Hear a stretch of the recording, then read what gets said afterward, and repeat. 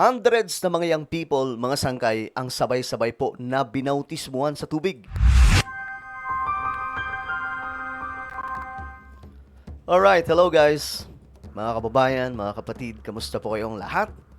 Pag-uusapan po natin dito sa ating channel ang isa pong magandang balita, no? At ito po ay makakapagbigay dagdag kalakasan sa ating spiritual life. That's what we need right now, mga sangkay. Lalong-lalo na po ngayon that we are living in the last days.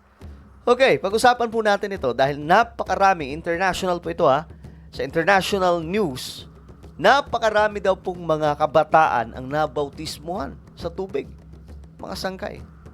Anyway, bago tayo magtuloy-tuloy, sa mga hindi pa po dyan nakakapag-subscribe sa ating YouTube channel, makikita nyo po yung subscribe button sa baba ng video na to. I-click nyo lamang po yung subscribe, i-click ang bell, at i-click nyo po yung all.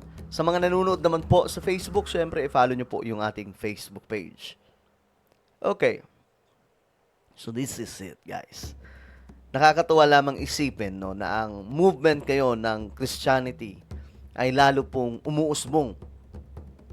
Ito po yung kailangan natin ngayon, mga sangkay, lalong-lalo na po nasa huling mga panahon na po tayo kung saan malapit na pong bumalik ang ating Panginoon at nakikita po natin yung mga senyales ng kung saan malapit na nga po ang pagdating ng ating matagal na pong hinihintay, ang Mesaya ng Israel na kailanman kinalimutan po nila, mga sangkay. Pero nagbigay po kaligtasan sa lahat ng mga Gentiles, sa lahat po ng tao. Ngayon kasi, ito yung balita, mga sangkay, no? Ayon sa report sa international, more young people are turning to Jesus. O ba? Kita nyo ngayon, mga sangkay? Turning to Jesus. Seems appropriate on this Good Friday. We're learning that for the first time in decades, faith in this country appears to be growing.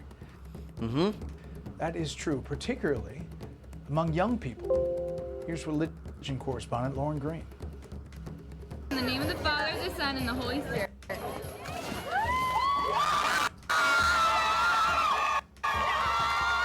Mass baptisms of hundreds of young people. Thousands come to raise hearts of joy in song.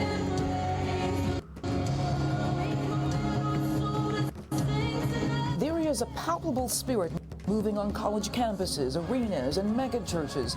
Younger generations gathering to worship, coming to faith, as the new Fox Nation special reveals. There's spiritual hunger in Gen Z, Bible sales are booming, things that you never thought would happen before. It's a kind of Grabe, worship no? that's different from their parents and grandparents. This is a relationship with grace. And I think that's what young people resonate with today. This isn't achieving, it's receiving.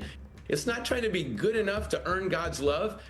God already loves us. Churches are reporting record numbers of young people filling pews, especially in the Catholic Church, while reports show social media is exploding with young faith influencers spreading a new approach to religion. Still, while Pew Research Center data shows religion is gaining influence in America and that Gen Z is showing higher rates of religion, researcher Ryan Burge isn't convinced there's an actual great awakening. We're not seeing anything in the data that even points close to the idea of a mass revival in America. For us to go from a 25% weekly attendance rate to a 35% weekly attendance rate means 35 million new people are going to be going to church this Sunday. But for others, the numbers only tell part of the story. This is a radical generation that believes that God is going to do great things. But the data does show that the number of Americans who say they are non-religious is declining.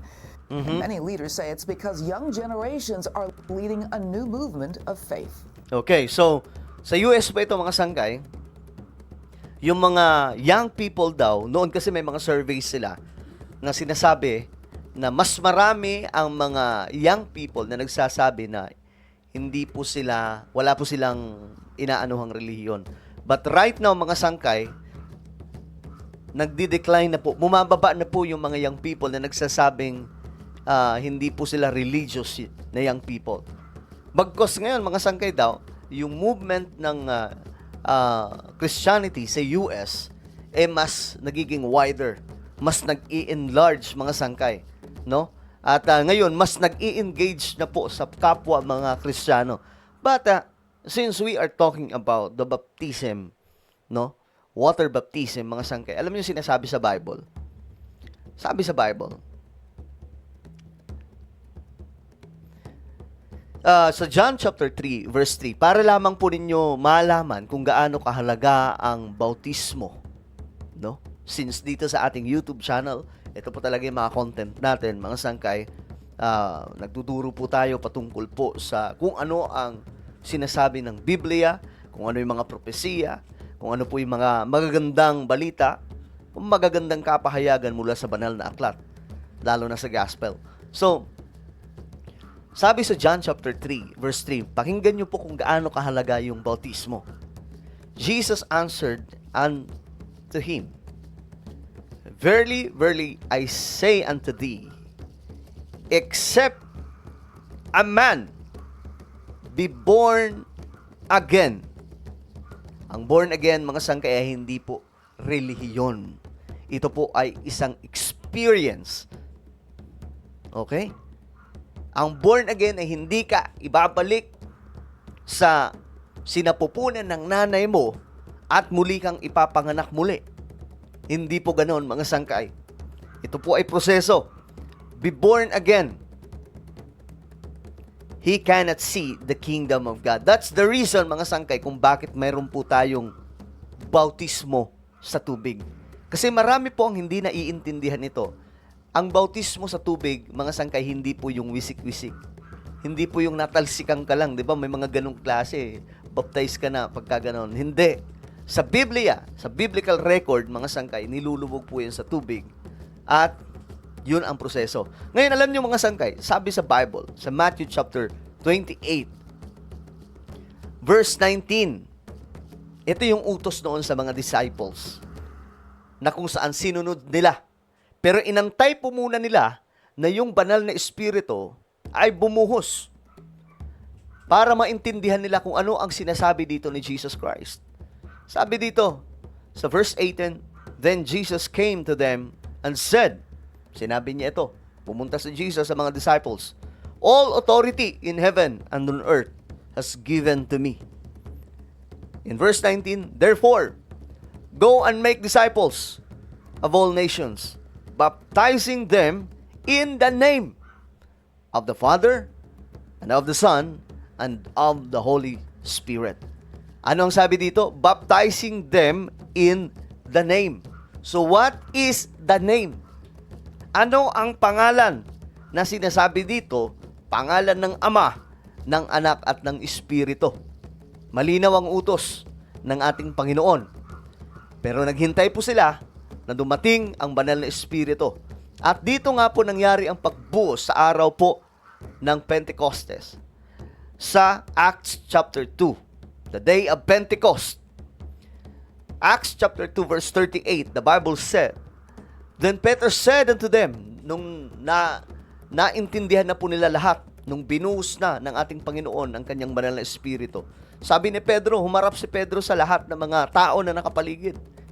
Then Peter said unto them, Repent and be baptized, every one of you, in the name. Ito na, in the name. Ito na, ang pangalan ay ito. In the name of Jesus Christ, for the remission of sins, and ye shall receive the gift of the Holy Ghost. In the name. Sabi sa Bible, mga sangkay, bautismuhan nyo sila sa pangalan ni Hesus Kristo. Okay, yun po yung katuparan.